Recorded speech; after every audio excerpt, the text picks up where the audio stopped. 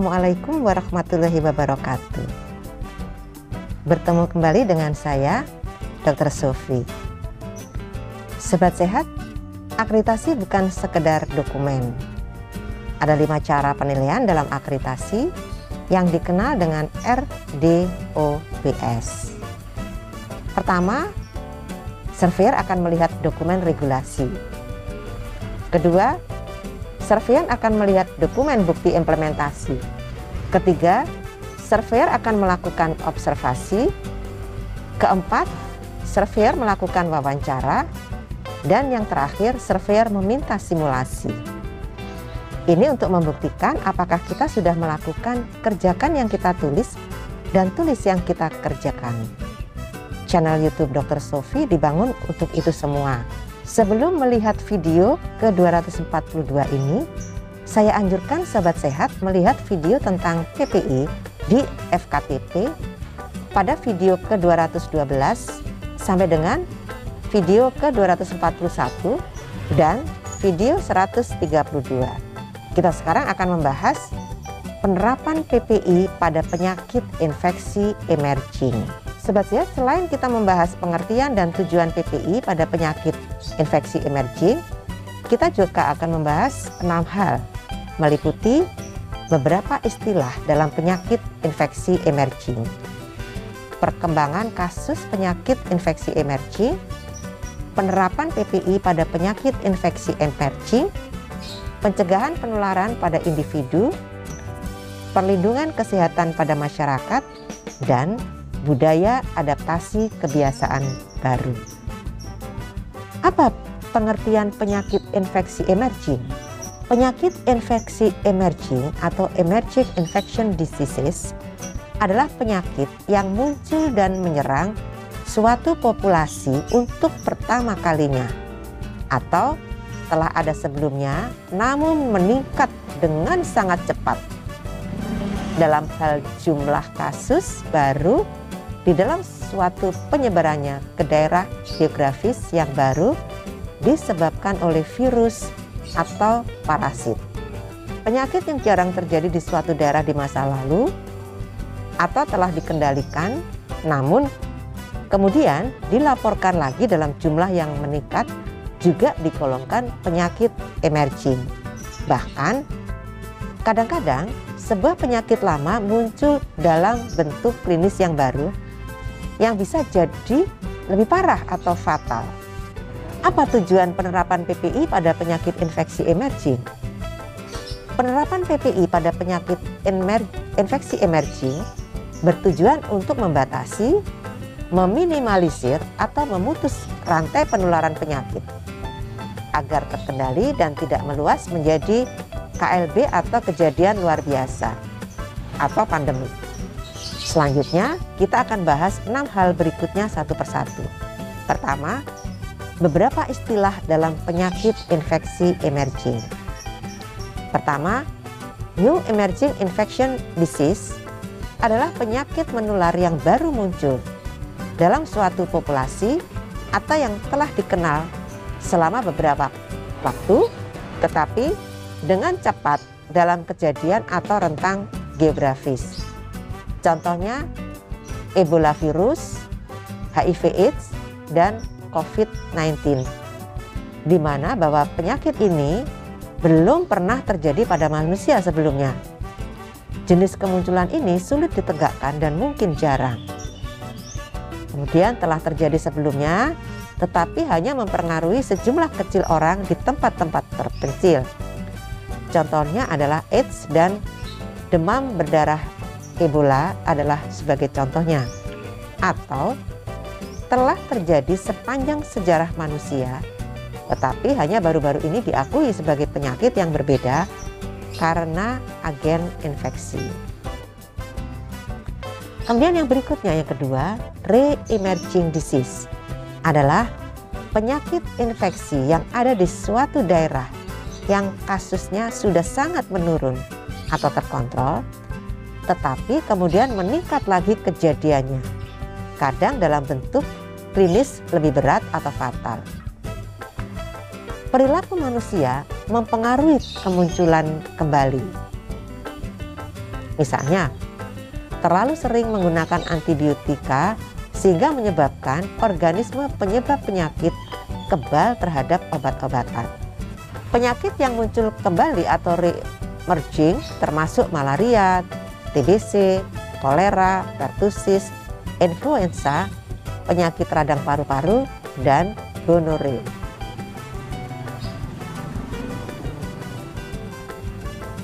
Kita bahas yang kedua, tentang perkembangan kasus penyakit infeksi emerging.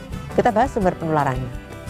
Sekitar 75% penyakit infeksi emerging yang menyerang manusia merupakan zoonosis, yaitu penyakit yang ditularkan dari hewan ke manusia. Sebagian besar akibat meningkatnya interaksi antara manusia, binatang, dan lingkungan. Beberapa merupakan hasil dari proses alami seperti evolusi patogen, tetapi banyak yang merupakan hasil dari perilaku manusia. Perkembangan bagaimana interaksi antara manusia dan lingkungan telah banyak perubahan. Faktor penyebab kemunculan penyakit baru, ada banyak faktor yang mempercepat kemunculan kemudahan penyakit baru yang menyebabkan agen infeksi berkembang menjadi bentuk ekologis baru agar dapat menjangkau dan beradaptasi dengan inang yang baru dan agar dapat menyebar lebih mudah di antar inang-inang baru.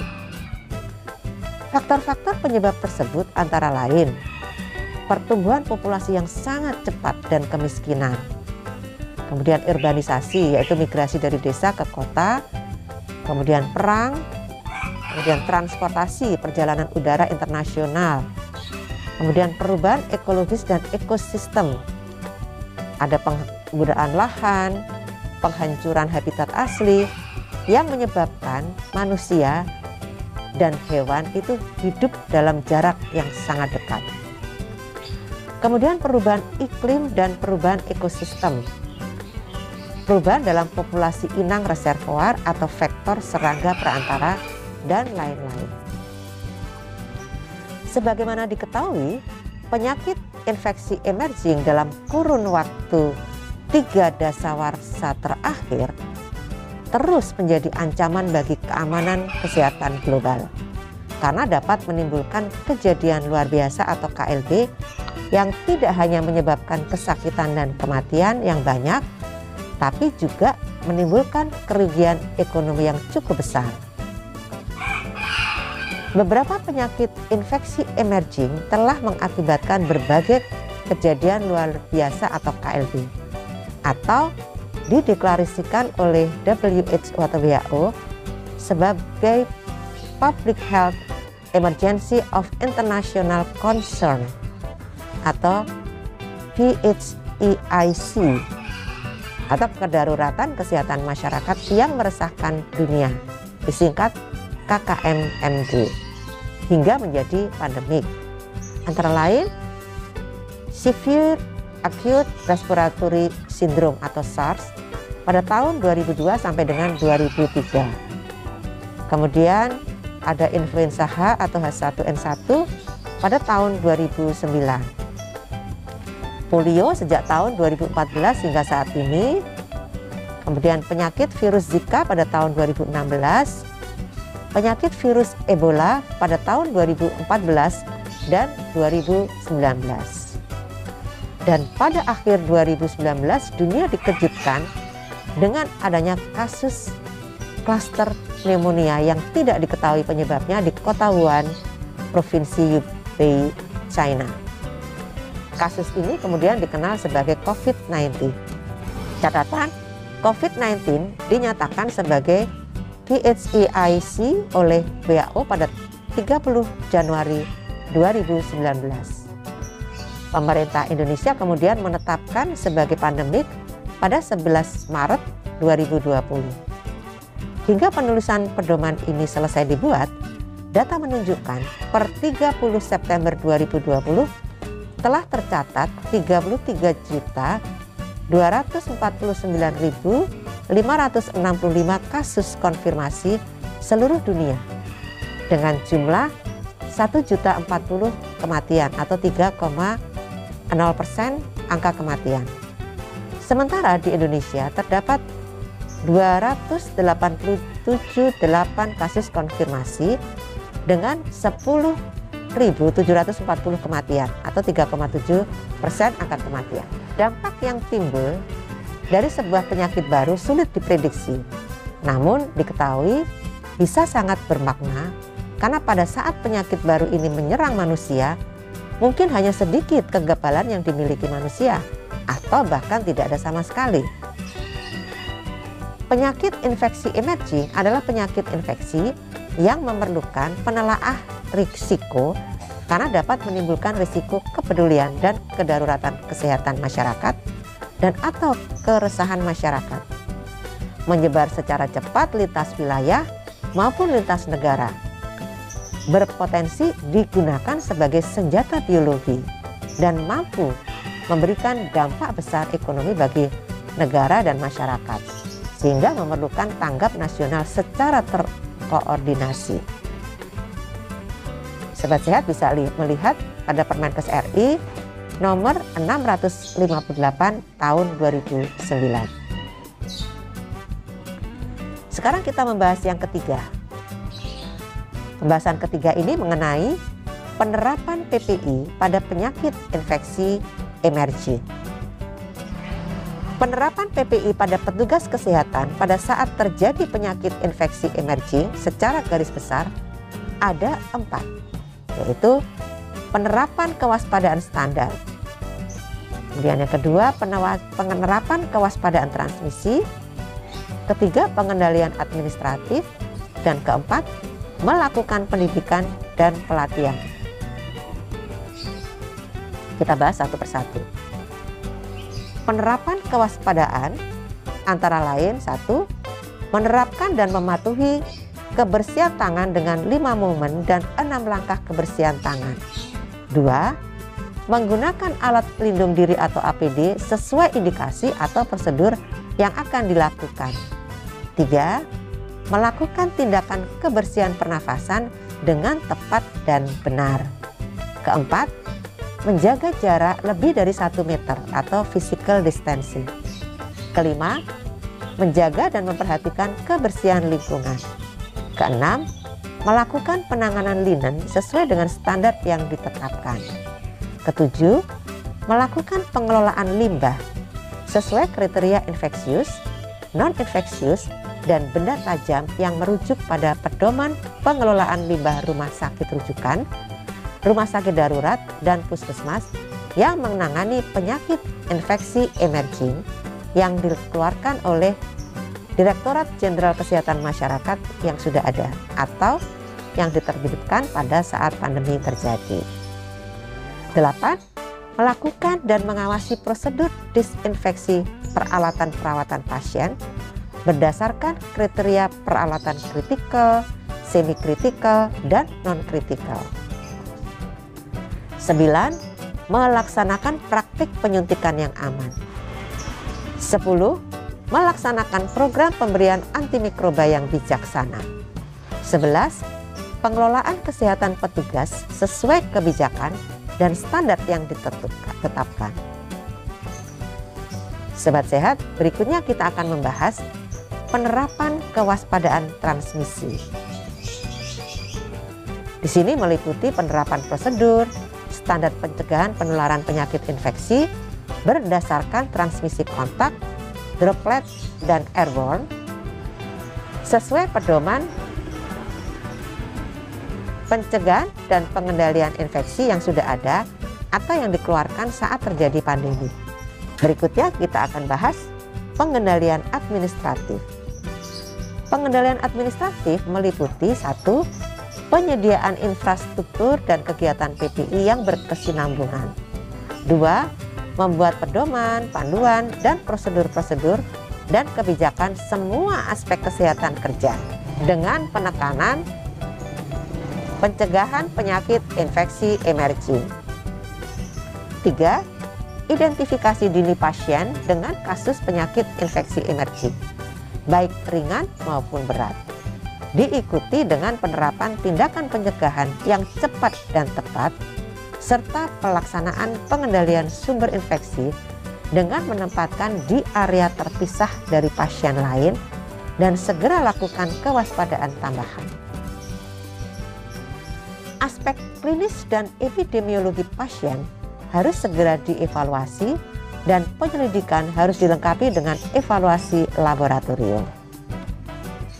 Keempat, membuat kebijaksanaan tentang kesehatan dan perlindungan petugas kesehatan. Selanjutnya kita akan membahas bagaimana melakukan pendidikan dan pelatihan. Pendidikan dan pelatihan meliputi pertama, berikan pendidikan pelatihan kepada seluruh petugas fasilitas pelayanan kesehatan tentang penyakit infeksi emerging yang terkait kondisi yang terjadi dengan materi, antara lain konsep kejadian penyakit infeksi emerging sesuai kasus yang terjadi. Kemudian konsep infeksi penyakit infeksi, mikrobiologi dasar, kemudian program PPI yaitu kewaspadaan isolasi, bundles, surveillance HICE, dan penggunaan antimikroba yang bijak. Kedua, berikan sosialisasi kepada masyarakat tentang penyakit infeksi emerging, meliputi rantai infeksi untuk awam, kewaspadaan isolasi, kewaspadaan standar, dan kewaspadaan berdasar transmisi. Kemudian konsep penyakit infeksi emerging sesuai kondisi jika terjadi wabah. Sobat Sehat, selanjutnya kita akan bahas yang keempat, yaitu pencegahan penularan pada individu.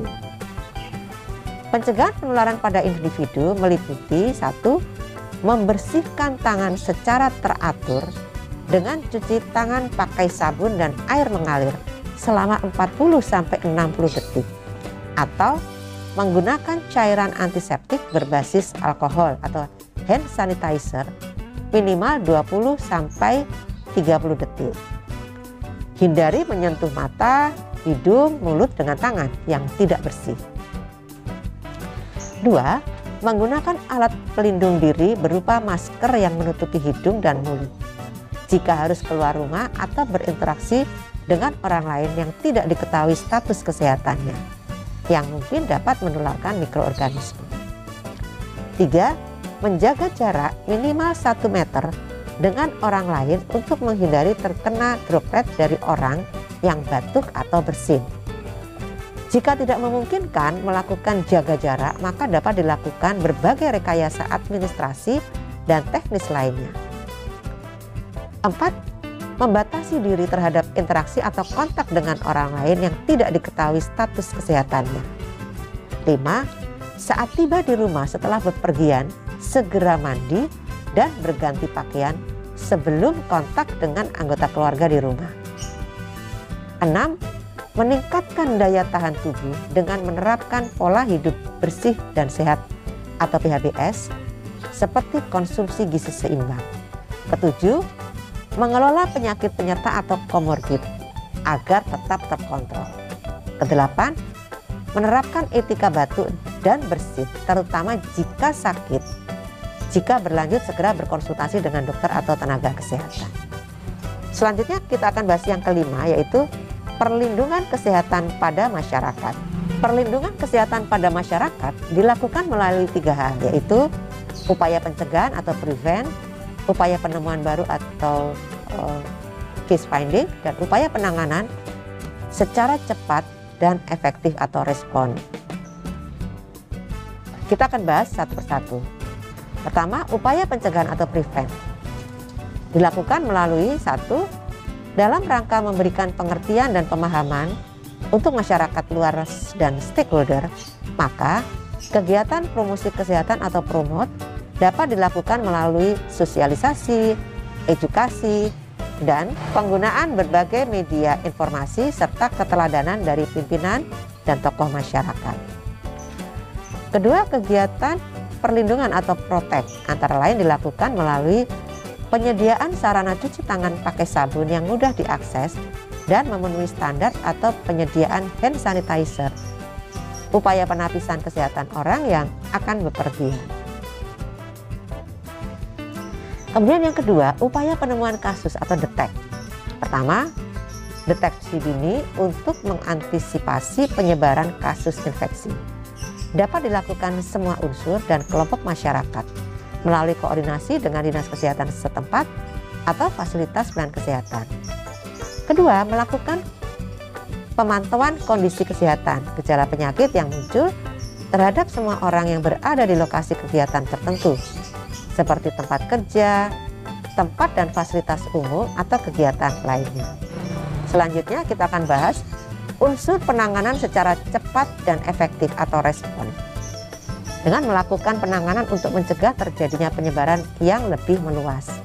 Antara lain, berkoordinasi dengan dinas kesehatan setempat atau fasilitas pelayanan kesehatan untuk melakukan pelacakan kontak erat, pemeriksaan laboratorium, serta penanganan lain sesuai kebutuhan. Selanjutnya kita akan bahas kegiatan yang keenam, yaitu budaya adaptasi kebiasaan baru. Pada kejadian penyakit infeksi emerging, maka penerapan adaptasi kebiasaan baru diartikan sebagai perubahan perilaku untuk tetap menjalankan aktivitas normal. Sebagai contoh kasus, penerapan adaptasi kebiasaan baru di masa pandemi COVID-19, maka adaptasi kebiasaan baru dapat didefinisikan sebagai suatu tatanan baru yang memungkinkan masyarakat hidup berdampingan dengan COVID-19, yaitu masyarakat dapat melakukan kegiatan seperti biasa, namun dengan mengikuti protokol kesehatan yang ada, meliputi menerapkan pola hidup bersih, sehat, menjaga jarak, dan mengurangi kontak fisik dengan orang lain dan lainnya, atau mengikuti kebijakan dan pedoman yang dikeluarkan terkait pandemik untuk menghindari penularan dan penyebaran virus. Sobat Sehat, sekarang kita akan bahas apa sih prinsip adaptasi kebiasaan baru. Prinsip adaptasi kebiasaan baru antara lain melakukan, pertama, jaga kebersihan tangan, yaitu bersihkan tangan dengan sabun dan air mengalir jika tangan kotor, atau hand sanitizer berbahan dasar alkohol jika tangan tampak bersih sesuai standar, yaitu melalui 6 langkah kebersihan tangan. Kedua, jangan menyentuh wajah dalam kondisi tangan yang belum bersih. Sebisa mungkin hindari menyentuh area wajah, khususnya mata, hidung, dan mulut. 3. Terapkan etika batuk dan bersin dengan menutup mulut dan hidung, menggunakan lengan atas bagian dalam ketika batuk atau bersin. Selain dengan lengan, bisa juga menutup mulut dengan hidung dengan tisu yang setelahnya harus langsung dibuang ke tempat sampah. 4. Pakai masker bagi yang memiliki gejala gangguan pernafasan. Kenakanlah masker medis kemanapun Anda pergi keluar rumah atau berinteraksi dengan orang lain. Dan jika Anda yang tidak memiliki gejala apapun, cukup menggunakan masker kain karena masker medis terbatas dan diprioritaskan untuk mereka yang membutuhkan, misalnya tenaga kesehatan. Tentu kita akan sesuaikan pada situasi-situasi apabila alat APD masker tersebut tersedia dengan cukup. Kemudian yang kelima, jaga jarak untuk menghindari terjadinya paparan virus dari orang ke orang lain. Kita harus senantiasa menjaga jarak dengan orang lain minimal 1 meter. Menjaga jarak juga dikenal dengan istilah physical distancing. Kita dilarang mendatangi kerumunan, meminimalisir kontak fisik dengan orang lain, dan tidak mengadakan acara yang mengundang banyak orang. Keenam, isolasi mandiri bagi yang merasa tidak sehat, seperti mengalami demam, batuk, pilek, nyeri tenggorokan, sesak napas, diminta secara sadar dan sukarela melakukan isolasi mandiri di dalam rumah. Kemudian yang ketujuh, jaga kesehatan dengan memastikan kesehatan fisik tetap terjaga dengan berjemur di bawah sinar matahari pagi selama beberapa menit, mengkonsumsi makanan bergizi seimbang, melakukan olahraga ringan dan istirahat yang cukup. Selanjutnya kita akan membahas tindakan PPI di unit pelayanan saat terjadi penyakit infeksi emerging. Sobat sehat, tindakan PPI di unit pelayanan saat terjadi penyakit infeksi emerging meliputi 1. Pelayanan kesehatan pada upaya kesehatan perseorangan atau UKP. Petugas kesehatan harus pertama mematuhi kebersihan tangan dengan air mengalir dan sabun atau menggunakan hand sanitizer sesuai standar. Kemudian yang kedua, gunakan APD sesuai indikasi dan jenis paparan, patuhi cara penggunaan, pelepasan, dan disposal atau pembuangan dengan benar. Ketiga, lakukan etika batuk dan kebersihan pernafasan dengan menggunakan masker, face shield, dan gunakan barier jika memungkinkan dan diperlukan. Keempat, memastikan melakukan pengelolaan peralatan kesehatan sesuai kategori alat kesehatan kritikal, semi kritikal, dan non kritikal. 5. Memastikan menggunakan dan membersihkan linen sesuai standar yang ditetapkan. 6. Memastikan lingkungan dengan sirkulasi udara yang baik, tidak pengap dan panas dengan aliran udara 12 kali per menit, bersih dan tertata dengan baik. Ketujuh, melakukan penyuntikan yang aman dengan mematuhi prinsip 1 spade 1 pasien 1 waktu. Kedelapan, menempatkan pasien dengan risiko penularan kontak, droplet, dan airborne sesuai indikasi risiko penularan penyakit dalam ruangan tersendiri atau menggunakan sistem kohort. 9. Membuang limbah sisa pelayanan sesuai kategori limbah infeksius, non-infeksius, dan benda tajam ke dalam tempat limbah yang sesuai. 10. Mendapat perlindungan petugas dari risiko penularan penyakit infeksi dan penyakit akibat kerja. 11. Lakukan isolasi mandiri jika dirasakan ada keluhan demam, batuk, flu, dan pilek. Ke-12, melakukan prosedur tindakan berdasarkan SOP atau Bander's Heis. Kalau tadi sudah pada petugas kesehatan, sekarang selanjutnya pada pasien.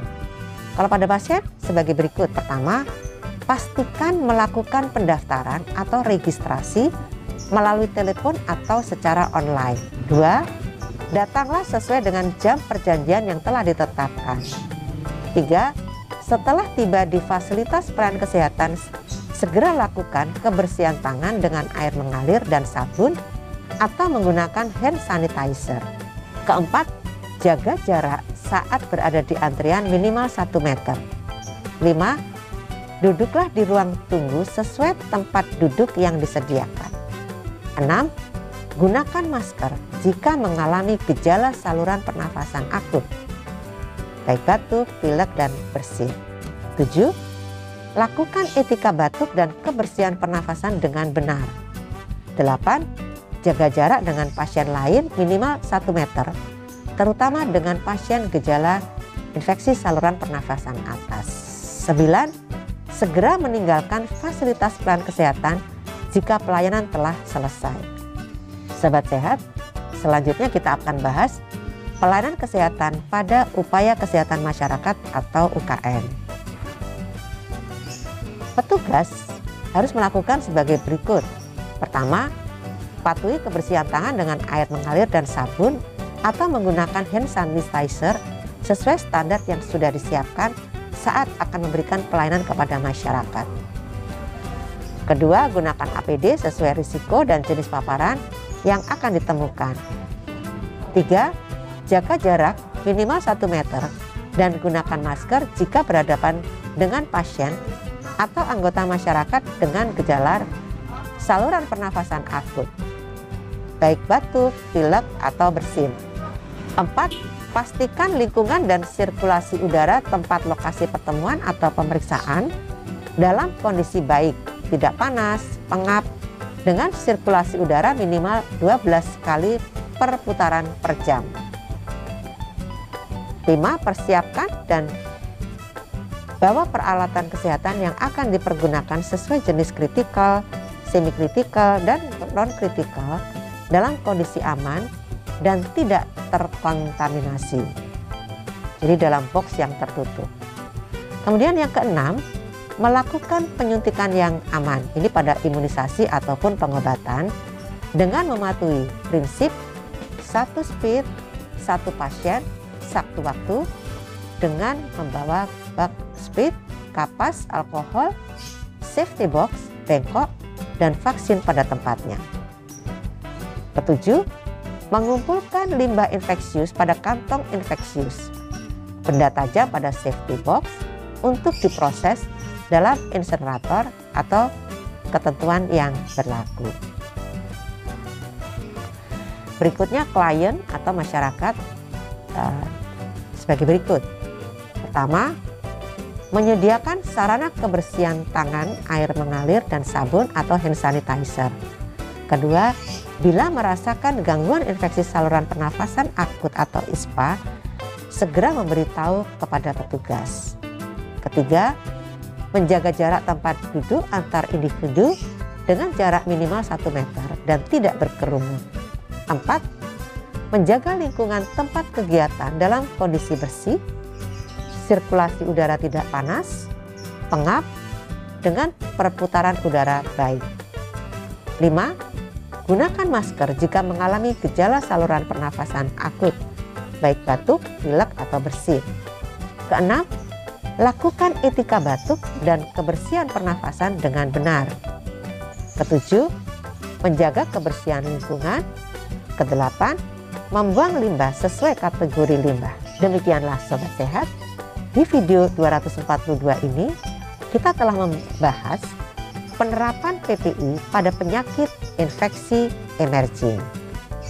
Sobat Sehat bisa membaca lebih rinci pada Permenkes RI nomor 27 tahun 2017 dan Pedoman Teknis PPI FKTP tahun 2020 pada halaman 158 sampai dengan 168.